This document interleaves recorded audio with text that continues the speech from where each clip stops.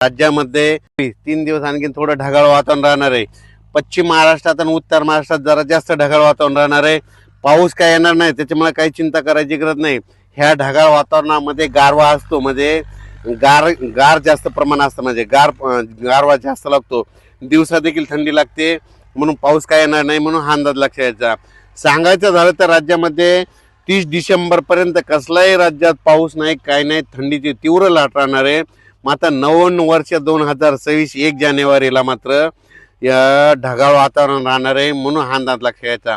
ह्या ढगाळ वातावरणामुळं टरबूजवाले, वेलवर्गीयवाले आणि ऊस उगवणीसाठी खूप म्हणजे चांगला अंदाज आहे।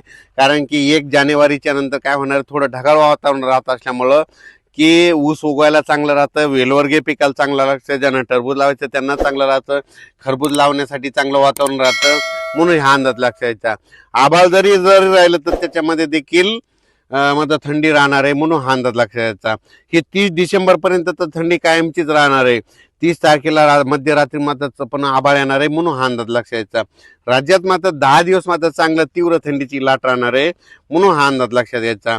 राज्यात सांगायचं झालं तर यावर्षी थंडीची चांगली लाट आहे, म्हणून हरभऱ्याचं पीक चांगलं येणार आहे, गव्हाचं पीक येणार आहे, म्हणून पूर्व विदर्भ, पश्चिम विदर्भ, दक्षिण महाराष्ट्र, उत्तर महाराष्ट्र, कोकणपट्टी, खानदेश सर्व शेतकऱ्याला सांगू इच्छितो की यावर्षी हरभऱ्याचं गव्हाचं पीक चांगलं येणार आहे, म्हणून चांगली मेहनत घ्या, चांगलं पाणी द्या।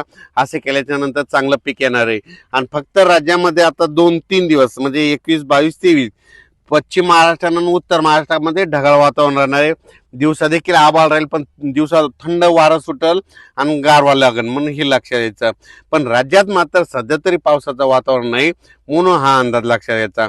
म्हणजे सांगायचं झालं तर सध्या तरी कुठंच म्हणजे 4-5 विभागामध्ये पावसाचं वातावरण नाही, म्हणून हे लक्षात घ्यायचं। मात्र 30 तारखेच्या नंतर वातावरणात थोडा बदल होईल आणि 30 तारखेच्या नंतर मात्र क्लाउडलीमध्ये चांगलं ढगाळ वातावरण आपल्या महाराष्ट्रामध्ये येणार आहे, म्हणून हा अंदाज लक्षात घ्यायचा। ढगाळ वातावरण जरी असलं ना हिवाळ्यामध्ये, त्याच्यामध्ये असतं गारपणा असतो, म्हणजे हे काय असतं,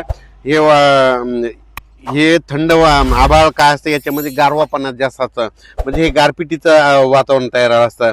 याच्यात जर जास्त प्रमाण जर वाढलं ना आभाळ, तर याच्यामध्ये गारपिटीचं प्रमाण असतं, म्हणून गारपीट तशी होणार नाही, काही नाही, फक्त सध्या वातावरण ढगाळ राहणार आहे, म्हणून हा अंदाज सर्व शेतकऱ्यांनी लक्षात घ्यायचा। निपाड, नाशिक त्या भागामध्ये तीव्र थंडी राहणार आहे, परभणीकडे राहणार आहे। म्हणजे राज्यात सांगायचं झालं तर ज्या ज्या ठिकाणी सखोल भाग आहे तिथं थंडी जास्त राहते, उंच ठिकाणी जिथं हलकी जमीन आहे तिथं थंडी मात्र कमी राहते, म्हणून हे लक्षात घ्यायचं। आता थंडी जवळपास सांगायचं झालं तर 20 जानेवारी पर्यंत, म्हणजे 20 जानेवारी 2026 पर्यंत महाराष्ट्रात चांगली थंडी राहणार आहे, म्हणून हे लक्षात घ्यायचं। ह्या थंडीमुळे सगळे पिकं चांगले जोरदार येणार आहे, म्हणून हे देखील सर्व शेतकऱ्यांनी अंदाज